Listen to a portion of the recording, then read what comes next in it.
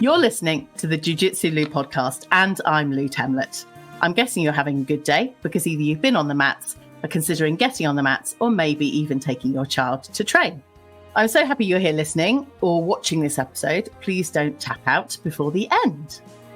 When you want to have fun and try to win competitions, start training jiu-jitsu.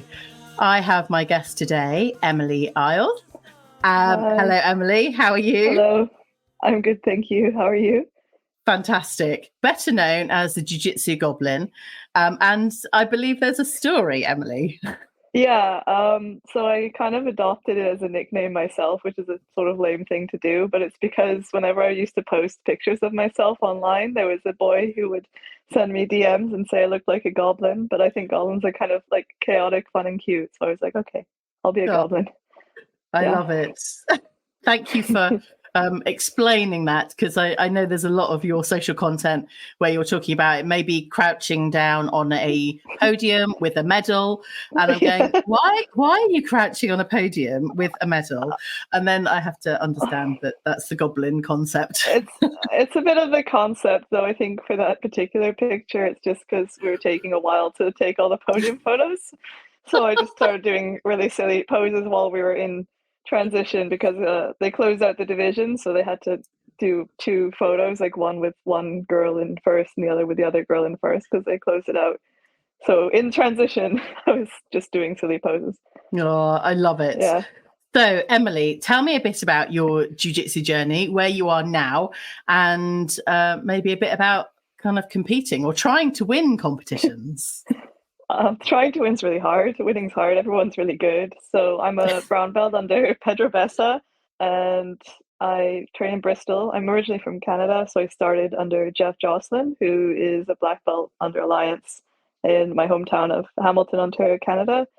And I've competed ever since I started. I think I started my first tournament like maybe a month and a half in, and I lost to back points.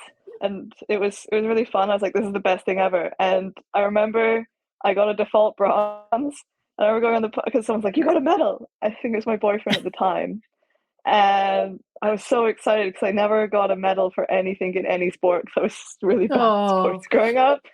And so that's why I can't get mad at anyone for getting excited over a default medal. I think you should be honest about it, obviously. But yeah. And then from there, I was just like, I'm a kind of an all or nothing person, so I just kind of like went for it. But it's hard to win, especially at brown belt. Everyone's really good. Like the last person I fought, Laura, she's a world champion. She's so cool. She has a really cool game. Nice. You mentioned back points. Now, I've got no idea what that means. I'm quite new to jiu-jitsu. Okay. I'm kind of a year in, so I want to kind of understand some of the terms that you're saying. If I don't understand them, then maybe there's someone else that doesn't get it either. So back points. So do you know what I mean when I say like a back take? Yes, I do. My partner or my opponent takes my back. So if they take my back, so in any tournament, if you get a certain position, like if you pass the guard, you take mount, or even take the back, there's other examples, you get points. So you have to hold that position for 3 seconds, and the referee will go, where was it, 4 or 2 or whatever it is. So she got the points, and so I lost by points in my first ever jiu-jitsu tournament. And it was, and that was the only points that she managed to score against you? I think so, but this is like in some point in 2014, so it's a little fuzzy. So you've been training for nearly 10 years now. That's amazing. Yeah, I was just thinking the other day about, like Smooth Comp and all those bracketing softwares. You can look at your bracket and you know where you're at. I remember when I started competing, they put the brackets like on paper on the wall, and you had to go up to the wall, find your bracket, find out what time it was roughly going to be on, and what mat, by looking at paper on the wall. So it's kind of amazing how even in less than 10 years, how quickly it became like so much easier. Yes, I know. I haven't had the fortune or misfortune to be in a competition yet. But I know when I've been supporting, my children or, fellow teammates, actually sometimes it'd be really handy if it was on a wall. And I know they have the big screens, but I think the the big screens and some of the tournaments are really helpful. But yeah, because some of the venues there's no like internet, so it would be nice to have it on paper too. Yes. Yeah. Okay. Competition organizers, let's go back and do some, fundamentals. Yeah. Or just okay, maybe not. Get Wi-Fi. Yes, Wi-Fi would be even better.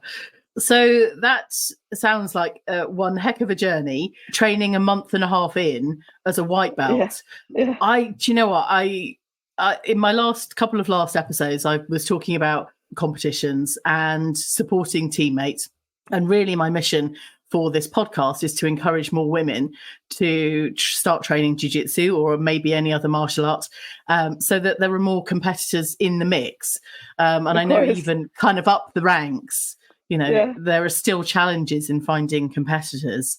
I often see on people's stories where they're looking for a particular belt category and a weight bracket, and all around the UK, and I've not yet seen any around the world, but have gi will travel. Yeah, I think there's some good initiatives for it. Like I think Female Fight Collective, which I've forgotten everyone who runs it, but they often have like not call outs, but like someone needs a match for this, and that's UK based. That's a pretty good one. So you train with Pedro Bessa, and are there quite a lot of women that train in your school?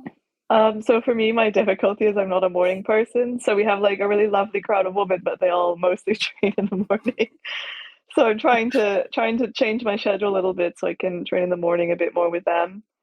Nice. They're great. Shout out to them. Oh, love it. But yeah, I'm trying to like go a bit more to other places, other kind of like pro trainings. Like I'm going to one in London because there's more women there. So and lighter people. Yes, it's finding the right category. I'm now kind of in the Masters 4 and super heavy, so I'm feeling like so there's I'm kind of struggling with categories, and I was joking with a fellow jiu-jitsu lady, and maybe I just need to change bout or lose 30 kilos or something, but then even then apparently there's still a challenge in terms of competitors. We'll get there one day. I think one day, because we time marches on, we're all getting older. But yeah, I think Masters 4 is. I mean, I didn't think you were Masters 4 at all. Just to throw that out there. But thank you. I'll take that. I think even the higher Masters categories, I know, like a friend of mine, Caro Hunter, she was struggling. She's a brown belt now, but I think she's doing Masters 2, and she was struggling to get opponents. So. Yeah. I think, especially in Europe. In America, it seems like a lot more women compete Masters. Yes, I've connected with BJJ Betty, who started doing self-defense when she was kind of in her late 50s, and she's kind of in her 60s now, and Master 7 and black belt professor. So I'm really inspired. 1. Yes, she's so cool. She's number 1. Yeah. But okay, just to clear up. If anyone's listening to this and they don't understand the concept of Masters, I was having a chat with someone in the school playground the other day. Masters doesn't mean you're any better. It just means you're older. Just to clear that one up. And the categories are every 5 years. And you can always compete at a younger age, but I couldn't compete at Masters 4. So, because I'm not quite there yet. That's right. Emily, I'm going to, deny you the access rights to Masters 4 so I don't get completely beaten up. Yeah. I mean, it's a different belt level. But we can still train. Training's good. Yeah. I'm being completely respectful, but there's still an element of fear. I'm getting over those challenges of training and worrying that I'm going to be choked out or armbarred and not be able to drive the kids home and things like that. But it's all our responsibility, isn't it? So I think that's kind of part of the thing as well. I think getting used to training, getting used to tapping and all the positions just takes time. I think also like this maybe not be like necessarily like female specific, but I think like men can feel this too. But I think taking up space, I see it more with the female students, but like the male students, some of them also have this, or maybe it just manifests differently. But like that feeling of being able to take up space in the practice room or in the gym or the dojo or whatever you want to call it, like everyone can take up space in the room. Like, just because I'm a brown belt and I've been training longer doesn't mean I deserve the space more than anyone else. Like, deserve doesn't really come into it, but I think being able to take up space can give you that confidence as well. Yeah, I think that's that's kind of wise from that perspective. As you're kind of offering out some tips, any tips for anyone training, kind of at any level, some kind of overall advice or verbal coaching that might really help someone? I guess there's a couple things I would think of. One of them is don't get bogged down in doing too many things at once. So a lot of the time I'm focusing on like one thing and aspects of that thing. So right now I'm training.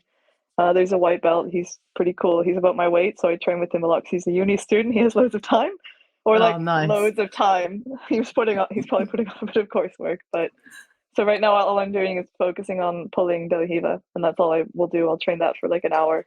Yeah. And then when I'm sparring, I'm just trying to get to that position. So like just doing one thing, or I mean, obviously there's lots of things, and obviously Pedro is going to be teaching other stuff, but I try to make my focus one or two things over. It's like, obviously if you've been only training a year, it's hard to say like over the period of a month or two, but yeah, you could say even a year or two. Like I was working on this guard pass for about 2 years. Things come and go though. Like I started to do stuff I was doing as a white belt, and I'm doing it again now, and I'm like, oh, this is great. Why did I stop doing this? I think that's also the worry that competing. I was like, well, I'm a white belt. What do I know? But I guess you cover fundamentals, but then you just each rank. I'm assuming that you just learn more, become more accomplished at a particular move. Okay, I was picked up the other day with regards to moves and positions. Do you call them moves, or are they? I just want to have that conversation because I'm a dancer by kind of heritage. That's so cool. So for me, with the core balance and the position, so kind of having a low kind of combat base. I've done my fair share of army training in the past, but that's another story. Wow. But there's, having the kind of dance foundation and core strength really helps balance. So for me, it's always about moves. I think the way I would see it, though this might not be how everyone sees it, is like you have positions, and to me, like that's kind of like something where a set of moves can come from. Yeah. So like it's almost not like I guess it's almost like a hierarchy. It probably is kind of a hierarchy to me. Whereas like you have moves within positions. No, I like it. We're all right. Yeah. We're all correct. I like that. So I think with physical stuff or any understanding anything, but like physical things particularly, like people have different ways of perceiving and seeing the world, which sounds really traumatic. Yeah. But like they're gonna maybe see that differently, but their understanding or execution of those things is still gonna be like just as good. It's just different. Yeah. No, I like it. It's for me, I'm just trying to gain, blocks of information, building my knowledge, and very much this podcast is about my learning as much as anybody else's. So I kind of get that, maybe you're in guard position, someone in your guard, and then there are different moves that you can then do on that. I get it. When you said kind of that pyramid structure, I'm going, I can design that and I can draw it. Like a web, like almost like a web, a 3D kind of web. Because like you can go in so many different directions because it's not just you deciding what happens. Yeah, I like that. Yeah. I'm gonna go away and do a little infographic tonight, I think. Yay. Positions, moves, techniques. I think techniques and moves, I would say, are the same thing. Yeah. In my estimation. Yes. Yeah. And then half the time when I'm, doing different moves, there'll be one little part of that kind of sequence that I've not quite remembered. And, if you put your foot somewhere or your arm not quite in the right place, then you're going to allow the arm bar kind of thing in. Yeah. So for me, it's kind of tight and low. Yeah. I think it's okay to like not remember every detail. I think it builds up over time, like it accumulates. And then like when I'm teaching stuff, I try to show as many details as possible, or like try to emphasize like the critical detail that makes it work. And then there's other details that just make it easier or work better. But there's always just like one or two that make it work, if that makes any sense. Yeah, I get it. So this is the Jiu Jitsu Lou podcast, and I'm Lou Temlett coming to you from the UK. When you're ready to pick up a Jiu Jitsu Lou patch, head over to jujitsuloo.com/shop. Today, I'm having a little chat with Emily Eyles about everything jiu-jitsu and competitions. So, Emily, you've taken part in a number of competitions since your very early days. A lot. Have you got a count? How many competitions you've actually taken part in? I think I looked at my IBJJF account the other day, and I've done maybe 40 something. And I don't even want to think about how much money that represents. And then I've done a bunch of local ones and a bunch of AJPs and grappling industry. So maybe 100 or more. I don't know. Wow. Like before COVID, I was doing like 15 to 20 a year. And then I did 18 last year, maybe, or wow. So I did a lot. I've done a lot of tournaments. I love it. And is that just wanting to compete and be in that space, or what's the drive? I just really like it. I don't know. I want to win, and I'm not great at winning yet. I'm a slow starter. But I really enjoy it. I enjoy the atmosphere. I enjoy like stepping onto the mat. It just feels like stepping into a different world almost. I don't know if that makes sense. But yeah, I imagine what it might be like. And I can kind of feel the nerves. Do you still get nervous when you step on the mats to compete? I think like I get that. Like I don't feel nervous or anxious. Like I don't struggle to like do stuff a lot of the time. If I decide I'm doing it, it's happening. Yeah. Not winning, obviously, because that's contingent on stuff. Your opponent is usually really good. But like I guess you get that kind of like increased heart rate, kind of that sort of anxiety because you're gonna fight someone. Yes. I don't know why I had to whisper that. Sorry, sound person. You're gonna fight someone, so like you do have that kind of nerves, but I don't feel nervous about like going and doing jiu-jitsu or like the actual competing part. I think it's just a natural like body thing, and I think you have to kind of, instead of trying to push that sort of feeling away, you kind of have to accept it, kind of like go through it, and then just like fight. Yeah. Like I think if you try to like push it down or to get rid of it, like you're just gonna feel more anxious. Yeah. Do you have a routine? When I've gone to competitions and supported teammates, some of them are in the zone and speak to no one and have no, complete tunnel vision. Some of them are kind of quite chilled and, some are feeling quite quiet. Is there a kind of routine that you have? I'm pretty chilled until I'm not chilled. And then I go to the bullpen and then I like jump a bunch and then hit myself in the face, which is really tragic because I was hoping everyone has like a thing, right? And I'm a really chill person. I mean, I can be really competitive as well, but like I'm really, really silly and chill. And then I'm thinking my thing's just gonna be like, like listening to music or like just chilling out. And no, my thing is like jumping up and down and slapping myself in the face. And I was like, darn, I'm that person. Because like when you do it, you get into it. And then like if you win, like it's fine, but like you're a bit intense. And if you lose, you just look like kind of okay. You look a bit ridiculous. You're like, and then you just lose.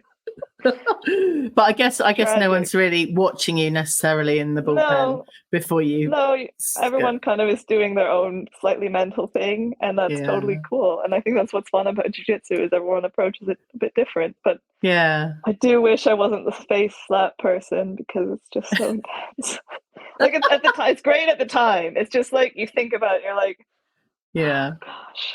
Isn't this whole thing actually not to think at all? You just have to do it, and that's fine. Yeah, I mean, I just feel like if I do it, I feel more focused. Yeah. But I only started doing it maybe this year. I started doing it at Worlds. I don't even know why this Worlds. I just decided I was going to hit myself in the face, and it just really, really did it for me. Oh, that's pretty cool. So where was Worlds? Because that was this year, 2023, and I do know that you have a medal. I do. I brought something to show you guys.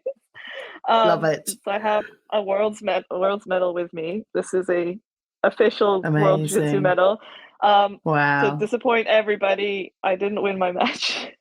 What happened was I did a weight class. I was really pretty well seated, so I was into the quarterfinals from the beginning because it's not a huge category. And then the girl just didn't show up. And it happens every Worlds for me. The first person never comes, so I have to wait forever for them to just decide they're not coming and disqualify them. Oh, wow. So, and then I got mauled by this enormous woman she's so nice. She's really nice, but she did maul me a little bit. It's like I tried to get up and she was just like, absolutely not. It was really fun. Every year the Gi Worlds happens in Long Beach, California, in the Pyramid, which is this blue glass pyramid. And it's an American university sports thing, but it's like, because university sports in America is super intense. It's just this enormous pyramid shaped thing. And then the seats all go down into the center where the mats are. It's like a super cool atmosphere. It's incredible. Goodness. That's why I like doing the Worlds, this stuff. Oh my goodness, that's amazing. And are you lining up to compete at the Worlds next year? Is that in the bag already? Yeah, I was going to do the Worlds no gi, but I decided I actually just want to focus on my goals in the gi. Yeah. So I'm not really, unless I have an opportunity to, that it's easy to do it, I won't really be competing no gi for the next 6 months, 8 months. Nice. I like that. And will you kind of connect with a lot of the other kind of jiu-jitsu people? Are you meeting up with friends and kind of fellow teammates out there? I'll go to San Diego, where I have a lot of friends, and I've got a place to stay there, so I can train with basically who I call him Pedro. His name is Eduardo Telles. He's like one of my jiu-jitsu dads. My other jiu-jitsu dad is obviously Pedro. And Eduardo's amazing. He has a really cool game. He's like famous for having like really weird jiu-jitsu. He's also like probably, I don't want to like oversell it, but I think he's probably one of the nicest people in jiu-jitsu. Like I've never heard or seen anyone say anything bad about him. He's great. He's always done really nice things for me. So he looks after me when I'm there. That's why I said he's like kind of like my other jiu-jitsu dad. Love it. Yeah. So what time of the year does the World Gi competition happen?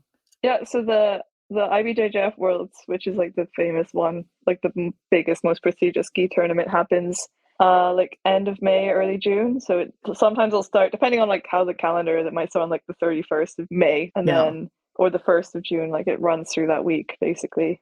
There is like the Abu Dhabi, like the AJP Worlds, like the World Pro, which is happening right now. So the black belts and brown belts will fight this weekend, this next week, or is it next weekend? I think it might be next weekend. Yeah, it's a really long one because it has like kids and then white belts and blue belts and juveniles. So and that's in Abu Dhabi. But I would say it's like a good tournament and the level's really high, but it's less like I would rather win the one in California. I'm sorry, but it's still it's a really tough tournament. Like it's a really like good achievement. I just think. It's just the classic, the IBJJF World is the classic. Yeah, nice. Yeah. Right. I'm going to have to put that on my bucket list now for some point before whenever. I don't know. I need to think about that one. It's amazing. Yeah. Yeah. Hopefully coincides with the children's half term. So it's possible. It's possible. It might do. And California's amazing. Like it's so cool. I'm sure I've got friends that will be listening that may be, residing in California. We might be able to just go and visit. So, exactly. Oh, fantastic. Emily, you've given us a couple of tips for training jiu-jitsu or, competing. Do you have, I will recall them at some point. Do you have any other advice for people wanting to train jiu-jitsu, maybe haven't ever experienced jiu-jitsu before, or those that have been in the game a long time? Okay, so I guess for new people, I'd say try out like more than one place. Like if you don't like feel the vibe when you first go there, it might be like that place just isn't for you. It doesn't mean it's like a bad place. It's just like different strokes for different folks. Yep. That's my advice for new people, and like just kind of keep at it. Like it's hard to begin with sometimes because you don't know anything, but you'll get there faster than you think. Yeah. For more experienced people, I'd say don't stress out too much. It's not that deep. It's just fun. Like, at the end of the day, we're all, people on a little rock flying through space. So like, Yes, exactly. The perspective. Life's really short. So, try to do the stuff that you want to do and don't stress about things. I wish I stressed less when I was competing, like at blue and purple belt. And now I'm just like, do things for yourself and kind of try to make a plan for what you want to do, which is what I've done like this last year. And I felt so much better. Oh, that's really nice. Thank you for those tips. I really appreciate that. And thank you for your time. I know we've kind of been trying to kind of set this up. Please feel free to keep in touch. I know we will. I'll be following your journey. And I'm still, training open mat on a Sunday and a couple of times during the week. And obviously the kids are still training and enjoying it. And for us, it's about having fun as a family. And then, when we get in discussions at home, they go, well, I know jiu-jitsu. And then I go, I know jiu-jitsu too. Yeah, I think that's what's really great about jiu-jitsu. Like, I think people say it's for everyone, and I think that's kind of true. But I would say it's more like it's for anyone. So like not everyone's going to like it, but anyone can enjoy jiu-jitsu. And that's why I think it's such a good sport. And also just to say one last thing for everyone, if everyone wants to come train in Bristol with us, we're at Sweatbox Gym. So everyone's welcome to come. Doesn't matter what team you're with. Doesn't matter if you have a Gracie Bog gi, a Hodja Gracie gi, like a purple gi, a pink gi, green, like whatever. As long as it's clean, come on down. You can train with us. Like everyone's welcome to come visit. Yeah. Thank you so much, Emily. I will put all of this information in the show notes so you won't miss a thing. Anyway, thank you, Emily. Thank you. Catch you again soon. Yeah, thanks, everyone. I hope you enjoyed this episode. Please do tell your friends about this show. And I'd really appreciate you to subscribe on whichever platform you listen on or watch. And why not leave a review? Thanks again for listening. Catch you on the next episode of Jiu Jitsu Podcast.